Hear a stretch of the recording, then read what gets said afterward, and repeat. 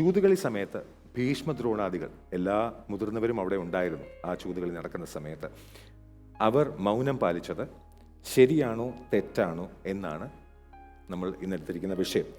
അതിന് അമൃത വിദ്യാലയം കോഴിക്കോട് പാലിച്ചത് ശരിയാണ് എന്നായിരിക്കും നിങ്ങൾ വാദിക്കുക. അത് തെറ്റാണെന്ന് അമൃത വിദ്യാലയം പേരൂർ കൊല്ലം നിങ്ങൾ വാദിക്കും. അപ്പോൾ എല്ലാ രീതിയിലും ഇതിൻ്റെ സംശയമൊന്നുമില്ലല്ലോ. അപ്പോൾ നമുക്ക് സംവാദം തുടങ്ങാം. ഓക്കെ, നിങ്ങളുടെ സമയം തുടങ്ങും. ചൂതുകളി സമയത്ത് ഭീഷ്മദ്രോണാദികൾ മൗനം പാലിച്ചത് തികച്ചും ശരിയാണ്. ദ്രോണാചാര്യർ നടന്നു വന്ന കനൽ വഴികളിൽ കണ്ടാൽ തന്നെ നമുക്ക് മനസ്സിലാക്കാം അദ്ദേഹം എത്ര ദാരിദ്ര്യമാണ് അനുഭവിച്ചതെന്ന്.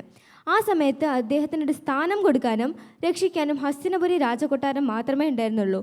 മാത്രമല്ല ഭീഷ്മരെ ചെറുത് തൊട്ടിട്ട് ചോറും എല്ലാം കൂട്ടി രക്ഷിക്കാൻ ഹസ്തിനപുരി രാജകൊട്ടാരൻ മാത്രമേ ഉണ്ടായിരുന്നുള്ളൂ. അപ്പം അവർക്കുള്ളൊരു കൂറ് അതാണ് നമുക്കിവിടെ കാണാൻ സാധിക്കുന്നത്. ഭീഷ്മർ എന്ന് പറഞ്ഞാൽ പാണ്ഡവരുടെയും കൗരവന്മാരുടെയും പിതാമഹനാണ്. ദ്രോണർ എന്ന് പറഞ്ഞാൽ പാണ്ഡവരുടെയും കൗരവരുടെയും ഗുരുവാണ്. ഒരിക്കലും ഒരു ഗുരു പണത്തിന്, ഇവിടെ നിങ്ങൾ തന്നെ പറഞ്ഞു ദ്രോണർ പണത്തിന് മീതെ പോകുന്നതാണോ ഒരു ഗുരുവിൻ്റെ ധർമ്മം എന്ന് പറഞ്ഞാൽ? അല്ലെങ്കിൽ ഭീഷ്മർ എന്ന് പറഞ്ഞ ഒരു ക്ഷത്രിയനാണ്. ക്ഷത്രിയൻ്റെ ധർമ്മം എന്ന് പറഞ്ഞാൽ പണത്തിന് പുറകെ പോകണമെന്നാണോ? എങ്ങനെയായാലും അവിടെ ഒരു പ്രജാധർമ്മമാണ് പാലിച്ചത്. ഒരു രാജാവിനെ ഒരിക്കലും ഒരു പ്രജ തള്ളി പറയാൻ പാടില്ല. അഥവാ അവിടെ പറഞ്ഞിട്ടുണ്ടെങ്കിൽ അവിടെ ഒരു ആഭ്യന്തര കലഹമായിരുന്നു ഉണ്ടാവുക. അത് ഒഴിവാക്കാനാണ് അവരവിടെ ശ്രമിച്ചത്. ഇത് കഴിഞ്ഞതിന് ശേഷം കലഹം അല്ലേ ഉണ്ടായത്? മഹാഭാരത യുദ്ധം തന്നെ ഒരു അഥവാ അത് ഉണ്ടായിരുന്നില്ലെങ്കിൽ ലോക ജനങ്ങൾക്ക് പഠിച്ച് ആദരിച്ച് ജീവിക്കാൻ ഭഗവത്ഗീത കിട്ടില്ലായിരുന്നു. ഭീഷ്മർ ആദ്യം ചെയ്ത പ്രതിജ്ഞ എന്തായിരുന്നു? കുരുകുലത്തെ മൊത്തം ഞാൻ രക്ഷിച്ചു കൊള്ളാമെന്ന് ഭീഷ്മർ ഒരിക്കലും പ്രതിജ്ഞ എടുത്തിട്ടുണ്ടായിരുന്നു. അന്നേരം ആ പ്രതിജ്ഞ അവിടെ പാലിക്കുകയാണോ? ശ്രീ ഭഗവാൻ പറയുന്നുണ്ടായിരുന്നു അദ്ദേഹം അണയാൻ പോകുന്ന വിളക്കാണെന്ന്. പക്ഷേ അദ്ദേഹം അവിടെ ആഭ്യന്തര കലഹമാണ് അത് ഒഴിവാക്കിയത്. അതാണ് ഞാൻ ആദ്യം പറഞ്ഞത്. അങ്ങനെയെങ്കിൽ ദ്രൗപദിയെ ദുശാസനാണെങ്കിൽ വലിച്ചഴിച്ചു കൊണ്ടുവന്നു. അന്നേരം അവിടെ സ്ത്രീയെ അപമാനിക്കുകയാണ്. ഭീഷ്മദ്രോണാദികൾ വലിയ ജ്ഞാനികളാണ്. അവർക്കറിയായിരുന്നു പാണ്ഡവർ ധർമ്മികളാണെന്നും അവർ ശ്രീകൃഷ്ണ ഭക്തരാണെന്നും. യഥോ ധർമ്മ തഥോ കൃഷ്ണ. ഇതിൽ പറയേണ്ട ഒരു വിഷയം ചൂതുകളി ധർമ്മമാണെന്നാണ് പറഞ്ഞു വരുന്നത്. അല്ല, അവർ അപ്പോൾ സഭയിൽ ചൂതുകളി നടന്ന സമയത്ത് ഭീഷ്മദ്രോണാദികൾ മിണ്ടാതിരുന്ന കാര്യം അവിടെ മൗനം പാലിച്ചു. അവർ 2-3 പ്രാവശ്യം അവരെ അധർമ്മം നിർത്താൻ പറഞ്ഞിരുന്നു. അവരത് പാലിച്ചില്ല. അപ്പം അവര് കണ്ണും ചെവിയും പൊത്തിയിരിക്കുകയായിരുന്നു. അവർക്ക് അറിയുന്നത് ധർമ്മമാണ്, പക്ഷെ അവർ പ്രജാധർമ്മമാണ് അവരെ പാലിച്ചത്. ഭീഷ്മർ ഒരു രാജർഷിയാണ്, ഒരു പിതാമഹനാണ്. ദ്രോണരാണെങ്കിൽ ഒരു ആചാര്യരാണ്. ഒരു ആചാര്യന്റെ ധർമ്മം എന്ന് പറയുന്നത് എന്താണ്? സ്വന്തം ശിഷ്യനെ നേർവഴിക്ക് നാട്ടുക എന്നുള്ളതാണ്. ഉദാഹരണത്തിന് ഇപ്പോൾ ഒരു പരീക്ഷാ ഹാളിൽ വെച്ച് ഒരുവൻ കോപ്പി അടിച്ചെഴുതുകയും മറ്റുള്ളവൻ സത്യം പറഞ്ഞ് കോപ്പി അടിക്കാതെ പഠിച്ചെഴുതുകയാണെങ്കിൽ ഇവൻ കോപ്പി അടിക്കുകയാണ്, ഇവൻ തോറ്റു. അവരെയാണെങ്കിൽ അവിടെ വെച്ച് അവരെ സഹായിച്ച ആൾക്കാർക്കുള്ള ഒരു കൂറായിരുന്നു അവരോട് കാണിക്കുന്നത്. കൃഷ്ണൻ അവരെ കൂടെ ഉള്ളതിനാൽ, അതായത് യഥോ ധർമ്മ തഥോ കൃഷ്ണ, യഥോ കൃഷ്ണ തഥോ ജയ. കൃഷ്ണൻ അവരോട് ഉള്ളതിനാൽ അവർക്ക് ജയം ഉണ്ടാവുന്ന അവർക്ക് ഉറപ്പായിരുന്നു. അതുകൊണ്ടാണ് അവിടെ ഒരു കാര്യം ചോദിച്ചോട്ടെ. ഈ ഉദാഹരണത്തിന് ഒന്നും കൂടി ഒരു പരീക്ഷാ ഹാളിൽ കുട്ടികളെഴുതുന്ന പരീക്ഷ എഴുതും. അവിടെ ഒരു ഗുരുവുണ്ട്. ഗുരു നിൽക്കുമ്പോൾ ഒരു കുട്ടി തുണ്ട് വെച്ച് നോക്കി എഴുതുന്നു, വേറൊരു കുട്ടി അല്ലാതെ എഴുതുന്നു. അവിടെ എതിർത്തില്ലെങ്കിൽ അവിടെ ധർമ്മമാണോ ജയിക്കുന്ന? റിസൾട്ട് വരുമ്പോൾ ആർക്കാ കൂടുതൽ മാർക്ക്? കള്ളം കാണിച്ച അവനായിരിക്കും. നമ്മൾ എന്തിനാ ഭാവി കാലത്തെ പറ്റിയും കഴിഞ്ഞ കാലത്തെ പറ്റി അപ്പം നടക്കുന്ന എന്തോ അതിനെ പറ്റി ചിന്തിക്കണം. എന്തുകൊണ്ട് ഭീഷ്മരും ദ്രോണരും അവിടെ എതിർത്തില്ല? എതിർക്കാൻ കഴിവുണ്ടായിട്ടും അവരെന്തേ മൗനം വെടിഞ്ഞിരുന്നു? പാഞ്ചാലിയെ കൊണ്ട് ആ സഭയിൽ അപമാനിച്ചു. നാടകം കണ്ടിരിക്കുന്ന കാണികളെ പോലെ മൗനം വെടിഞ്ഞിരുന്നതാണ് ഭീഷ്മരും ദ്രോണരും. ഇടപെടുന്നു. ഒരു കാര്യം കൂടെ ചോദിച്ചോട്ടെ. ഇപ്പോൾ ആ പറഞ്ഞ ഉദാഹരണത്തിൽ ഒരു പക്ഷേ ആ പഠിപ്പിക്കാൻ ഇൻവിജിലേറ്ററായിട്ട് നിൽക്കുന്ന ആ അധ്യാപകന് ഈ കോപ്പി അടിച്ച വ്യക്തി പൈസ കൊടുത്തു കഴിഞ്ഞാൽ അത് ധർമ്മമാകുമോ? അത് പ്രജാധർമ്മമാകുമോ? അതല്ലല്ലോ. അവർക്ക് അത്രയും കഷ്ടമുള്ള സമയത്ത് രക്ഷിച്ചതാണ് അവർ. മാത്രമല്ല പ്രജാധർമ്മം, രാജാവിനെ പാലിക്കുക എന്ന് അവർക്ക് ഒരു പ്രജ എന്നുള്ള രീതിയിൽ അവരുടെ അധികാരമുള്ള ഒരു വ്യക്തിക്ക് തെറ്റ് ചെയ്താലും അത് ധർമ്മമാണ് എന്ന് പറയുന്നതാണ് അവർ പറഞ്ഞിരുന്നു 2-3 പ്രാവശ്യം. അപ്പൊ അവർ കേട്ടില്ല, ചെവി കൊണ്ടില്ല. അപ്പൊ ആഭ്യന്തര കലഹം ആണ് അവരോട് ഒഴിവാക്കിയത്. ഓക്കെ, തുടരാം. അല്ല, ഞാനൊരു കാര്യം ചോദിച്ചോട്ടെ. തെറ്റ് ചെയ്യുന്നതിനേക്കാൾ പാവമല്ലേ തെറ്റിന് കൂട്ടിയിരിക്കുന്ന? ഭഗവാൻ ശ്രീകൃഷ്ണൻ അർജുനെ ഉപദേശിക്കുന്നുണ്ട്.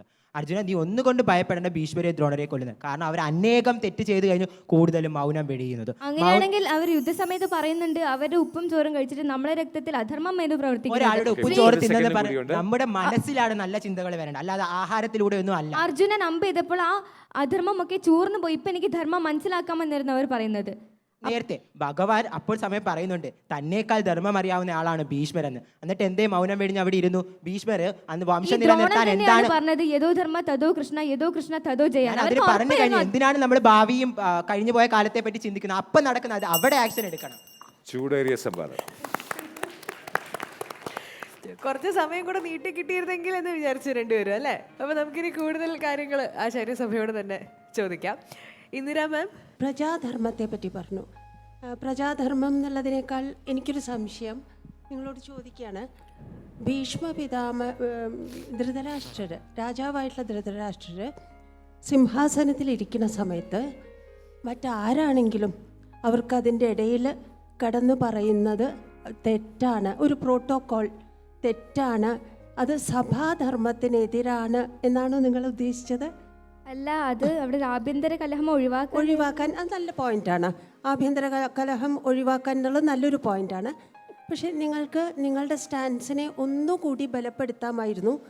സഭാധർമ്മത്തിന് അത് എതിരാവും. രാജാവ് സിംഹാസനത്തിലിരിക്കുമ്പോൾ രാജാവിൻ്റെ decision that is final, the quiz masters decision is final എന്ന് പറയുന്നത് പോലെ അതൊരു പോയിന്റ് അതൊന്ന് പറയുന്നു. അപ്പം നിങ്ങൾക്ക് പറയാം, ഒരു പോയിന്റ് കൂടി പറയാനുള്ളത്, ഏത് സന്ദർഭത്തിലാണെങ്കിലും സാങ്കേതികമായിട്ട് ചില നിയമങ്ങളൊക്കെ നമ്മൾ പാലിക്കേണ്ടതുണ്ടെങ്കിലും ചില പ്രത്യേക സന്ദർഭങ്ങളിൽ സ്വന്തം പൊസിഷൻ നോക്കിയിട്ട്, പിതാമഹൻ എന്നുള്ള പൊസിഷൻ നോക്കിയിട്ട് ഭീഷ്മരും ആചാര്യൻ എന്നുള്ള നിലയിൽ ദ്രോണരും, അങ്ങനെ രണ്ടുപേരും വയോവൃദ്ധന്മാരുമാണ്. ആ നിലയിൽ അവർക്ക് നിയമം കുറച്ച് തെറ്റിച്ചാലും ഔചിത്യം പാലിക്കാമായിരുന്നു. ഔചിത്യത്തിന് വേണ്ടിയിട്ട് അവർക്ക് ഇടപെടാമായിരുന്നു. അങ്ങനെ രണ്ടുപേർക്കും അവരവരുടെ സ്റ്റാൻസ് ബലപ്പെടുത്താമായിരുന്നു. എനിക്ക് രണ്ടുപേരുടെയും വളരെ ഇഷ്ടപ്പെട്ടു. രണ്ടുപേർക്കും 6 മാർക്ക്. നന്ദി മാം. സ്വാമിജി, ഇവിടെ ഭീഷ്മരും ദ്രോണാചാര്യരും മിണ്ടാതിരുന്നു എന്ന് നമ്മൾ പറയുന്നുണ്ട്. അത് തെറ്റായിട്ട് വ്യാഖ്യാനിച്ചിട്ടുണ്ട്. അത് തന്നെ ഭീഷ്മർ തന്നെ സമ്മതിക്കുന്ന ഒരു അവസ്ഥയും വരുന്നുണ്ട്. എപ്പോഴാണെന്ന് വെച്ച് കഴിഞ്ഞാൽ ശരശയ്യ കിടക്കുന്ന സമയത്താണ്. പാഞ്ചാലിയുടെ ഒരു ചിരി ഉണ്ടായിരുന്നു. എന്നുവെച്ചാൽ ധർമ്മശാസ്ത്രത്തെപ്പറ്റി, രാജ്യനീതിയെപ്പറ്റി ഭഗവാൻ കൃഷ്ണൻ ഉപദേശിച്ചു കൊടുക്കാൻ പറയുന്നുണ്ട് പാണ്ഡവർക്ക്. ആ സമയത്ത് പാഞ്ചാലി ചിരിച്ചു എന്നാണ്. അപ്പോൾ ചിരിച്ചപ്പോൾ എന്തിനാണ് ചിരിക്കുന്നതെന്ന് ചോദിച്ചു എന്നാണ് ഭീഷ്മർ. അപ്പോൾ അന്ന് എന്നെ വസ്ത്രാക്ഷേപം ചെയ്ത സമയത്ത് അങ്ങക്ക് ഈ ശരിയായ ചിന്ത എവിടെ പോയി? ധർമാധർമ്മ വിവേചനം അങ്ങക്ക് നഷ്ടപ്പെട്ടിരുന്നോ? ഈ ബുദ്ധി അന്ന് ഉണ്ടായിരുന്നില്ലേ എന്ന് ചോദിക്കുന്നുണ്ട്. അപ്പോൾ ഭീഷ്മർ പറയുന്ന ഒരു കാര്യമുണ്ട്, അന്ന് ഞാൻ അവരുടെ അന്നം കഴിച്ച് എൻ്റെ മനസ്സ് പോലും അതിൻ്റെ സ്മൃതി നഷ്ടപ്പെട്ടു പോയി എന്നാണ്. ശരിയായിട്ട് പ്രവർത്തിച്ചില്ല എന്നാണ്. ഇപ്പോൾ അർജുനൻ്റെ അമ്പുകളേറ്റ് ആ രക്തം, അത് ആ അന്നത്തിൽ നിന്നുണ്ടായ രക്തം വാർന്നുപോയി. ഇപ്പം എൻ്റെ സ്മൃതി ഉണർന്നു. ഇപ്പോഴാണ് എനിക്ക് ശരിയായ ധർമ്മം ഏതെന്നും അധർമ്മം ഏതെന്നും തിരിച്ചറിയാൻ കഴിഞ്ഞത്. അപ്പോൾ രണ്ടുപേരും അങ്ങോട്ടും ഇങ്ങോട്ടും ശക്തമായിട്ട് പദപ്രതികാരം ചെയ്തു. രണ്ടുപേർക്കും 6 മാർക്ക്. സ്വാമിജി. പ്രശാന്ത് സർ, ഒരു സ്ത്രീ എന്ന് പറയുന്ന ഒരു പെൺമനം നോവുകയും അപമാനിതയാവുകയും ചെയ്യുന്നിടത്ത് ധർമാധർമ്മങ്ങളുടെ മറ്റൊരു വശമുണ്ട്. മാനുഷികമായി ഇവർ ഈ മാനുഷികമായ ഇതൊക്കെ പറയുമെന്ന് വിചാരിച്ചു ഞാൻ. ഇവർക്ക് എങ്ങനെ ഇതിന് കണ്ണിച്ചെടുക്കാൻ പറ്റുന്നുള്ളത് വളരെ ഇൻട്രസ്റ്റിംഗ് ആയിരുന്നു. നിങ്ങൾ നല്ല ഊർജ്ജസ്വലമായി നിങ്ങളുടെ കാര്യം നിർവഹിക്കാൻ ശ്രമിച്ചു. നിങ്ങൾക്ക് രണ്ടുപേർക്കും 5 മാർക്ക് വീതം. നന്ദി സർ. അപ്പൊ എത്ര മാർക്കാണ് ഈ ഒരു റൗണ്ടിൽ? 2 ടീമിന്റെയും ഒരു പെർഫോമൻസ് ഒക്കെ നമ്മൾ കണ്ടു. ഇനി എത്ര മാർക്കാണ് ഈ ടീമിൽ ലഭിച്ചിട്ടുള്ളത്? ഇരു ടീമുകളും നേരത്തെ പറഞ്ഞ പോലെ കട്ടയ്ക്ക് നിന്നു എന്ന് പറയുന്ന രീതിയിൽ ഇരു ടീമുകൾക്ക് 35 മാർക്ക് വീതമാണ് ലഭിച്ചിട്ടുള്ളത്.